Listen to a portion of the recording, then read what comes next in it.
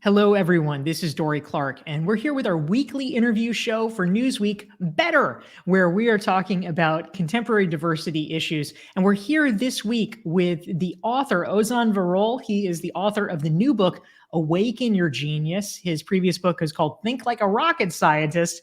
And we're going to be talking today about a different kind of diversity, which is diversity of perspectives. That's something that often is lacking in contemporary society. So it's important to dive into. Ozan, it's so nice to have you here. So nice to see you, Dorie. Thanks for having me on the show. Absolutely. So, all right, my very first question. Early in the book, one of the things that you mentioned, and I've heard this before, but I feel like this is in many cases emblematic of the problem that we're dealing with. You talk about studies that have shown that when they poll teachers, the creative students are actually oftentimes the ones that teachers like the least. Can you discuss, and what are we in the professional world to take from this data? Yeah, I mean, the education systems, unfortunately, are structured in a way to reward compliance and reward conformity. We're taught that the answers have been determined by someone far smarter than us. And our only job in the education system is to just memorize those answers and then spit them back out on a standardized test somewhere. So that's why creative students, students who think differently, students who don't want to just memorize answers, students who pursue their own curiosity, students who raise their hand and ask a question that hasn't been asked before are often rated as troublemakers in the classroom, and they don't do very well in the education system because of that. So then when we grow up, the authority figure changes from a teacher to a manager, but unfortunately, in most environments, the mindset is the same. The manager demands conformity and compliance. The employee conforms, and so then you end up with an institution that's stuck in groupthink and that's stuck with the status quo. Interesting. Yeah, I think that's such a valuable observation. So one of the interesting things about your background, how in fact you came to write a book called "Think Like a Rocket Scientist." Appropriately enough, you were one. You also were, got a law degree. You were a law professor. Now you are writing and speaking. So a thing that you mentioned that I thought was really interesting in your book, I'll even read the quote. You said, the fewer labels that follow I am, the statement, I am, whatever, whatever, the more freedom you have to step into who you are. Can you talk a little bit more about that and what you mean by it? Sure. Identity often gets in the way. So we tend to equate identity with the self, but often identity actually obscures the self. And so when we think of ourselves, and you hear this stuff all the time, right? I'm a Democrat, I'm a Republican, I am vegan, I am paleo, I'm a CrossFitter, I'm a Pelotoner. If your identity, if your beliefs are really tightly wound up in your identity, it's going to be really hard for you to change your mind, because changing your mind in that instance means changing your identity, which is a hard sell for a lot of people. And so the looser we are with our attachment to those labels, the freer we are to change our own minds and to step into who we are becoming. And so in many cases, identity actually gets in the way of growth and transformation. It also gets in the way of connection, because when you're interacting with someone who has a different identity than you do, and you're so tightly wound in your identity that you're stuck in that world and you can't see any other perspectives, it becomes really hard to build empathy and really hard to build connection. That's really interesting. So how does that play out in the workplace? Like if you are a leader or an employee that's like, all right, I've bought in, Ozan, that sounds like a good plan. How do I, sort of keep my identity at bay in some way and separate it from my beliefs? What are some of the ways that we could actually do that and put that into operation? Sure. I think one way is to actively seek dissent, which most business leaders don't do. So, actively seeking dissent and not expecting that people are automatically going to raise their hands and share a disagreement with you. Especially if you're a leader, I think people forget how hard it is for a team member whose livelihood depends on you in many ways, because you're making the promotion decisions, you're making the hiring decisions. How hard is for that person to raise their hand and say, hey, you know what? I disagree with what you just said, or I disagree with the strategy you're about to implement. And so being able to tap into disagreements and dissent becomes really, really important because, you're a brilliant person, but you're not as brilliant as 10 or 20 people combined. And so being able to tap into the creative potential of your employees becomes really, really important. The example that popped to mind is from a completely different field. Mike Nichols, who was a film director, he directed classics like The Graduate, and he was Meryl Streep's favorite film director to work with because he was not tied to his identity. He was not tied to his own ideas, and he would accept feedback from anyone on the set. And one of the things that he would do, they would film a take, and he'd cut, and then he would say to everyone on the set, "What is the dead whale here?" In other words, what is the thing that's underneath the scene that's stinking up the whole room that no one is talking about? And he would lean in and he would listen and he would accept feedback from anybody on the set. And I think that mindset of, I might be wrong, and I'm going to actively go to my team members to seek dissenting opinions becomes a really important tool for creating a more innovative and more creative workplace. That's a great point. We're here with Ozan Varol. He's the author of the new book, Awaken Your Genius. This is Dorie Clark and our weekly Newsweek interview show, Better. And you can learn more about the show, sign up for regular updates at DorieClark.com. Just enter your email address. And if you want to learn more about Ozan and his work, go to OzanVarol.com. So on a related topic about great leaders, Ozan, one of the features of the Newsweek Better show is that we ask our interview guests to identify a Better Leader of the Week nominee. And the person that you have identified is a woman who works at Lululemon. Her name is Sarah Rice. Can you talk a little bit about who Sarah is and why you're nominating her? Yeah, Sarah is a leader at Lululemon, and I've worked with her on a number of events now and observed her in action. She is an incredible force. She really has a knack for leaning into the company's core values of psychological safety, of innovation, and creating an environment where people are free to share ideas. So the type of mindset we just talked about with Mike Nichols, I've seen her generate in a corporate environment, which is really difficult to do. And she's also been in charge of a number of workshops on intellectual humility, cultural humility as well. And so I wanted to nominate her for the Better Leader of the Week award, or because she really exemplifies the qualities that a leader should embody. That's awesome. Thank you very much. Again, the book is Awaken Your Genius. You can learn more at geniusbook.net. So, Ozan, something that I think bears digging into. We all say that it's a great thing, and I mean, in fact, research shows that diverse perspectives in the workplace are helpful in terms of creating better teams, better outcomes. You have fewer blind spots, all of these kinds of things. But sometimes there's a cost when people are raising their hands and expressing a different opinion. And in your book, you actually share a story, which, on one hand is kind of perfect because it's slightly ridiculous. But on the other hand, I can imagine that in the moment it was terrifying, which is that you had written an article about the problem with meditation, the sort of the dark side of meditation, and apparently just got completely trashed and hate mailed because of it. Can you talk a little bit about what happened with this situation and what lessons you extracted from it? For sure. And let me begin by saying that I have been a long-time meditator. I've been meditating regularly for about a decade. And speaking of identity, in many ways, I'm a meditator has been a part of my identity for a very long time. So I came across this research study. I don't remember the exact figures right now, but the research study showed that a good amount of people who meditate actually experience pretty significant adverse effects from it. Like anxiety, for example, comes up.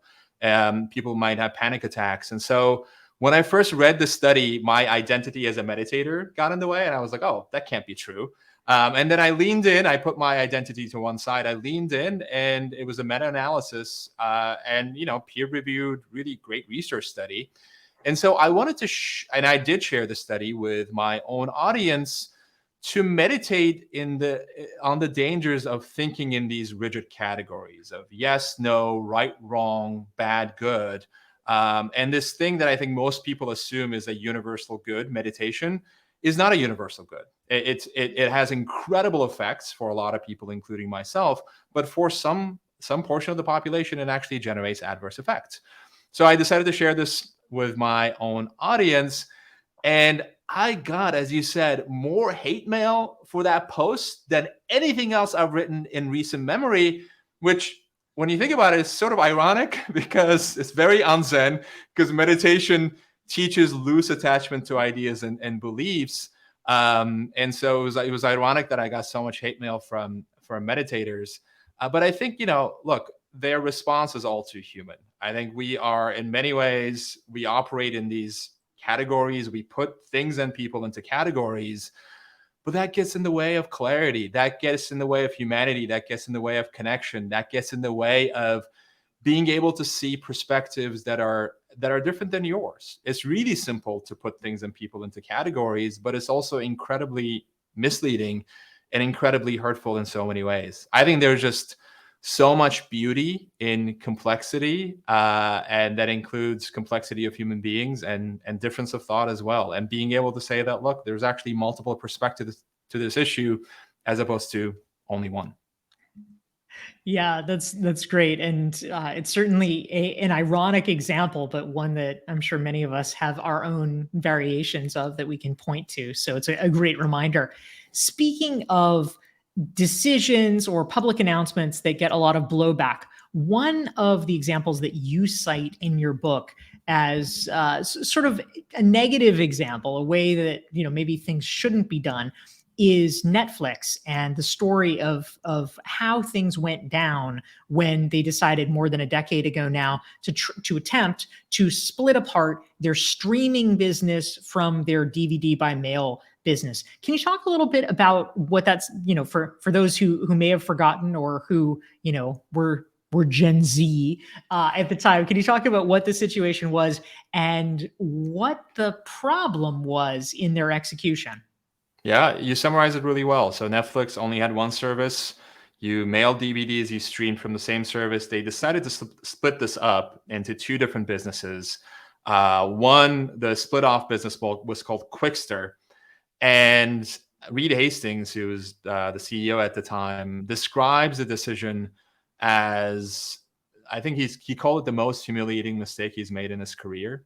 Not only did they lose millions of subscribers, but the stock price dropped by more than 75%. So people were really angry that they now had to pay for two different services. They had to go to two different websites, and the combined payment was a lot more.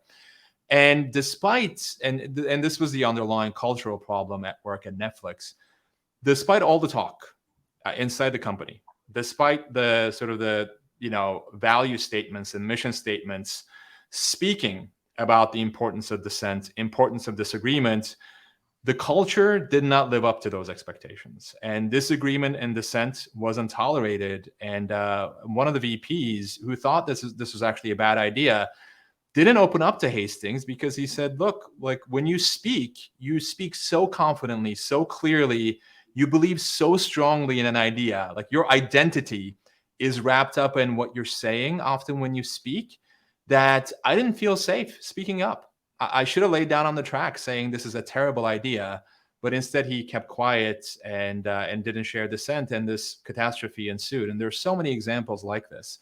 And so it becomes, as a result, so important to create an environment where people do feel free to speak up, do feel psychologically safe to raise their hands and share an opinion and illuminate what's in your blind spot, because there's just no way for you to see what you're missing. And so Hastings now says, and I think the environment is much better inside Netflix for this to actually happen. He says, to disagree silently is disloyal.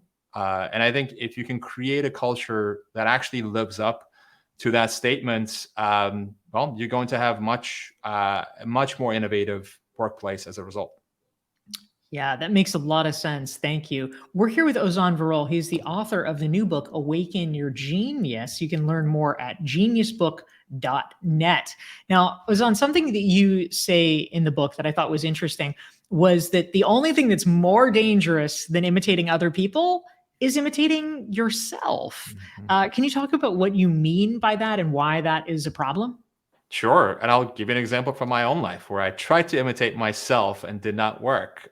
So, my last book was called Think Like a Rocket Scientist, and it was a successful book. And so, when I sat down to write my next book, what ended up being Awaken Your Genius, there was a really strong temptation to just look back at the past and to imitate what I did before. And the initial structure that I came up with, Awaken Your Genius, looked identical to the structure for Think Like a Rocket Scientist. Like the same word count, the same structure, the same 3 parts, the same 9 chapters, same everything. And something really strange happened when I then sat down to write the book. I got writer's block for the first time in my life. Like words completely stopped flowing, and trying to take this container that worked before and impose it on a completely different idea and completely different book just wasn't working for me. So I set aside the structure and I said, look, Think Like a Rocket Scientist was me 3 years ago. I'm a different person now. I'm writing a different book, and I'm not going to try to recreate the last best thing, and I'm going to step into who I am today, and actually lean into what's coming up. And so I wrote what ended up being a very different book that was much truer to who I am today than that I would have been if I just tried to imitate what I did before. Yeah, that's a really powerful example. It's true. I mean, on one hand, it makes logical sense. Oh, this thing worked. Let's do more of that. But it can definitely become a trap. And another related area that I was interested in your book, Awaken Your Genius, one of the things that you point to, which is a little bit counterintuitive, is what you call the problem with deliberate practice. Now, we have heard, all the Malcolm Gladwell readers out there have heard for a long time that deliberate practice is good. That's the thing we for sure should be doing. You are pointing to some of the shortcomings of that. Why might that be a problem?